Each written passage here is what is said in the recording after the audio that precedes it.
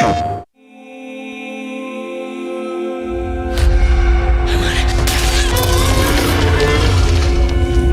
you think of fear, it's a response in your body. So it's not something you're thinking about. You respond to fear in a really physical way.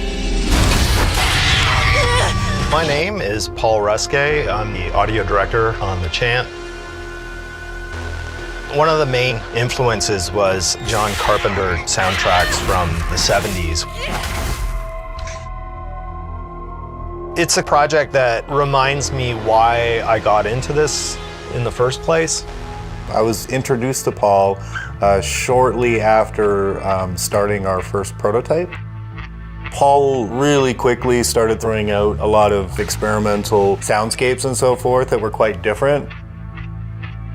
I think on that end, Paul has taken quite an unorthodox approach to doing the sound design and the music for this game. I think it's created a really interesting result. The game's quite colorful, and we were looking at a lot of late 70s, early 80s horror. Movies like Suspiria, movies like Phantasm, and movies like The Wicker Man and so forth. I think we talked early on about just having a general kind of more analog feel, because when using synth, sometimes that can create a digital landscape, and since the game is in a very natural environment, there's no real technology about, and it's on the edge of the West Coast. Having that analog feel and that experimental soundscape was really important. And also combining it with a new age spirituality we thought would be a pretty interesting take. It was easy to get excited about the project just because the references were really compelling, and it seemed to me like it would be a really fun project to creatively explore. The thing about working with Mike is he's very instinctual in terms of his response to the experience, and he's been a great collaborator guiding me towards those classic movies from the 70s and 80s, but he did want something original. Find her! Bring her back to me!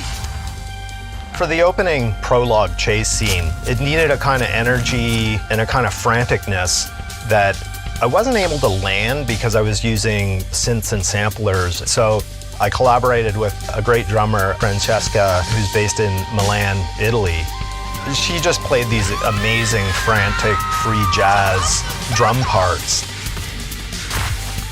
What she created was the exact franticness in the playing that lent itself really well to that opening prologue scene. At a certain point, we realized that certain sections actually didn't need music.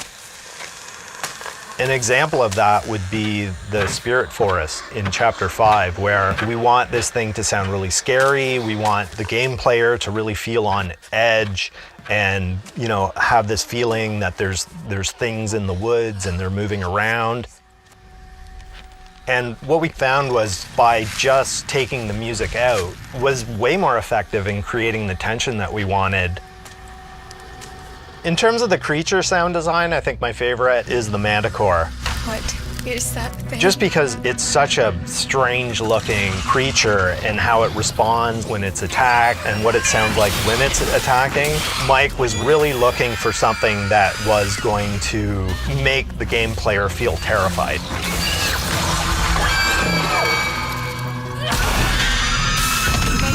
What's been really great about the audio approach and the feedback from Mike is being enabled to try things out that are a bit experimental, that are not a conventional solution. He's always pushed me to take risks in terms of, okay, don't do anything that sounds like everything else. It's also kind of necessary at times because we do have some things in our game that aren't very orthodox. Like sometimes we'll be sitting there talking like, well, what does it sound like to throw salt at an interdimensional creature? And like, we can't really draw on a lot of, other sources for that.